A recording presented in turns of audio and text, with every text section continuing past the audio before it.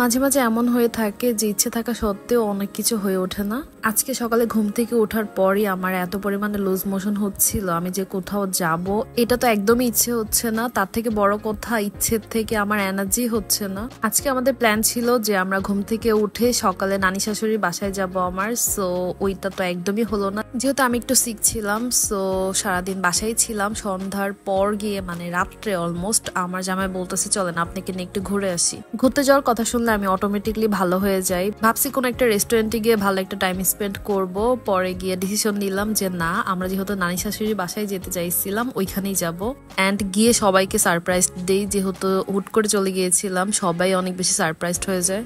ঈদের আগে প্ল্যানিং ছিল যে আমরা এখানে গিয়ে এক রাত থাকবো, যেহেতু আমার হাজবেন্ডের অফিস খুলে যাবে তাই আমাদেরকে আজকে ব্যাক করতে হবে। আর আমরা যেহেতু হুট করে চলে গিয়েছি সেজন্য সবাই একদিকে অনেক কষ্ট পাইছে, আবার আনন্দও পাইছে। কষ্ট পাইছে এই জন্যই যে হুট করে চলে যাওয়াতে মানে তাড়াহুড়া করে কোনো কিছু রান্না করতে পারে নাই, কিন্তু এটার মজা তো আসলে খাওয়ার মধ্যে পড়ে না। যাই হোক, খুবই মজা করতেছিলাম। আর অনেক গরম ছিল, আমার জামাই আমাকে বাতাস করতেছিল কজ আমার অনেক গরম লাগতেছিল। মজায় মজায় তো বেড়াতে গিয়েছিলাম। আর এখন অবস্থা আমার খারাপ হবে কজ বাসার অবস্থা একদমই খারাপ। আমি কোথাও গেলে কি যে একটা অবস্থা করে যাই। যাই হোক, অনেক কষ্ট করে একটু গুছিয়ে কোনো রকম দেন ঘুমায় পড়ি। আর পরের দিন উঠে ভাবলাম আজকে সবকিছু ক্লিনিং করব, যেহেতু আমি বাসায়ও গিয়েছিলাম এর মধ্যে এগুলো আর ক্লিনিং করা হয় নাই।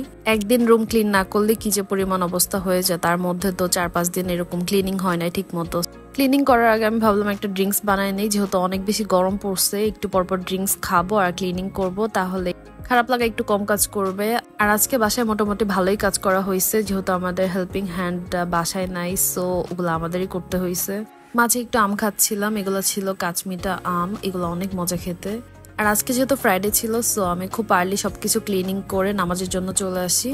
আম্মু রান্না বসায় দিচ্ছিল, আমাকে বললো একটু চেক করার জন্য, সো আমি নামাজ শেষ করে একটু চেক করে নিচ্ছিলাম। বাসায় আজকে গরুর মাংস রান্না করা হবে। এতদিন এত গরুর মাংস খাইছি তারপরও মন ভরে না, মানে গরুর মাংস ইজ রিয়েল লাভ। গরুর মাংস যতই খায় না কেন এটা বারবারই খেতে ইচ্ছে করে, মানে যদিও বলি যে খাবো না বাট খেতেই হয়, মানে খেতে ইচ্ছে করে।